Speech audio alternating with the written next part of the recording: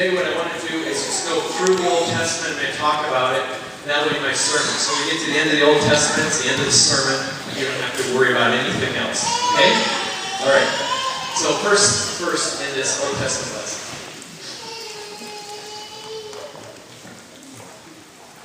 All right. So after this, the word of the Lord came to Abram. This is before his name got changed to Abraham. In a vision, do not be afraid, Abram. I'm your shield, your very great reward. So here is God coming to Abraham saying, don't be afraid. I'm going to protect you. I'm going to be helping you. I'm going to give you everything you need and everything that you want. All right? So wouldn't that be a neat thing to hear from God? I mean, this is a great promise that Abram has already. So Abraham comes to God with his concern. And his concern is, I don't have any heirs. And I've talked about this before, but in Abram's day, an heir was salvation. Because your name continued on. It's a little bit that way today, but not so much. Back then, they didn't have a concept of heaven, of going to heaven so much. What they had was a concept of your descendants continuing on, and by doing that, you continue on. So Abraham's number one concern when God comes to him is this. He says, Sovereign Lord, what can you give me since I remain childless, and the one who will inherit my estate is Eliezer of Damascus. So he says, the one who's going to inherit my estate is not even from my wife, and this is the most important thing in my life, and I don't have that. So what am I going to do?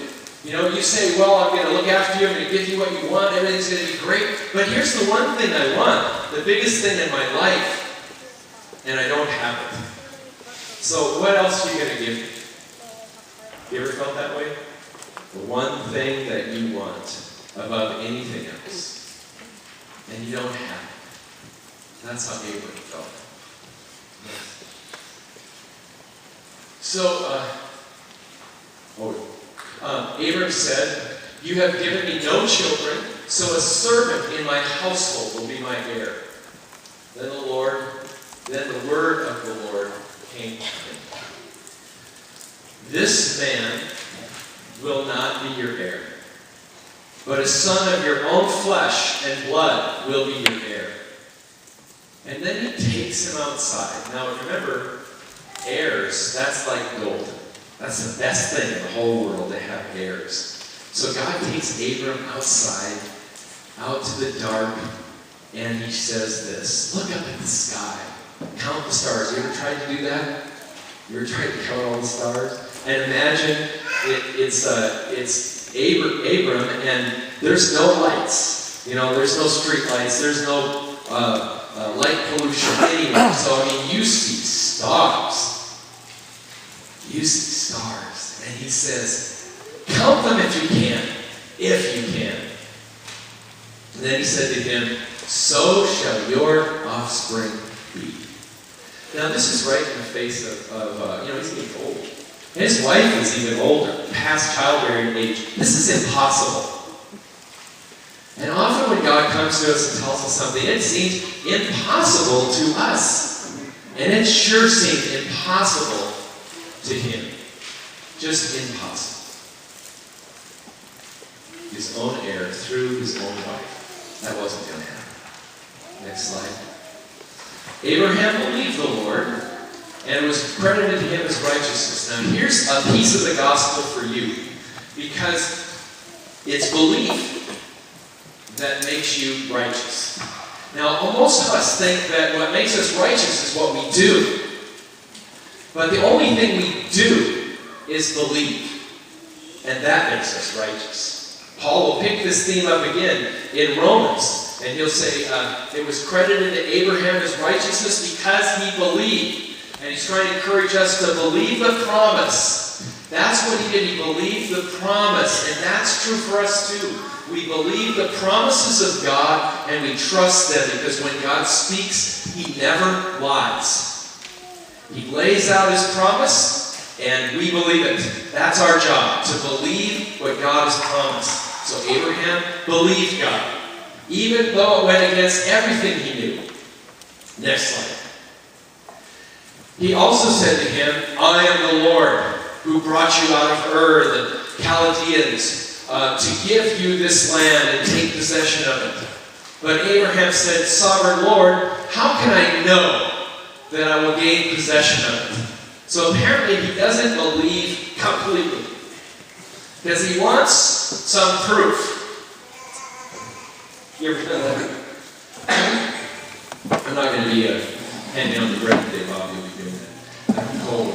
But how can you know? He wants some proof. He wants some proof. Have you ever been that way before? Well, okay, I see a promise, but could you just give me a little something that'll show that it's going to happen?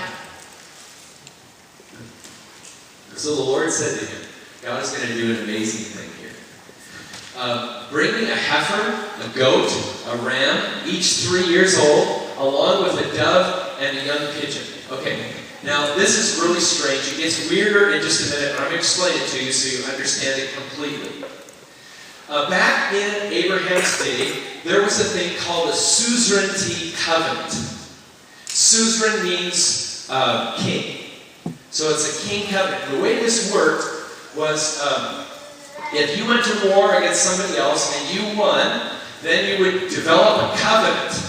And the covenant says, like the victor would say, well, I'll be nice to you and I'll provide you protection. And the loser would say, I'll bring you 5,000 barrels of olive oil and we will be subject to you forever. So they develop a contract or a covenant. And then what they would do is they would divide the animals in half and they would split them apart and there would be blood all over the place. And both partners would walk through the blood. And for what they were saying basically is that if we don't keep this covenant as we have stated, then what's happened to these animals will happen to me. Okay? So it's kind of a real visual kind of seal to this covenant. So if you blow the covenant, you're going to be cut in half, split apart, and bled out. So this is a covenant. So Abraham is saying, show me something that helps me know this is going to happen. So now you know that when you believe, you don't have to believe like 100%. You can have some questions. Abraham does. And so now God's going to go in this covenant. Now let's see what happens because it's different.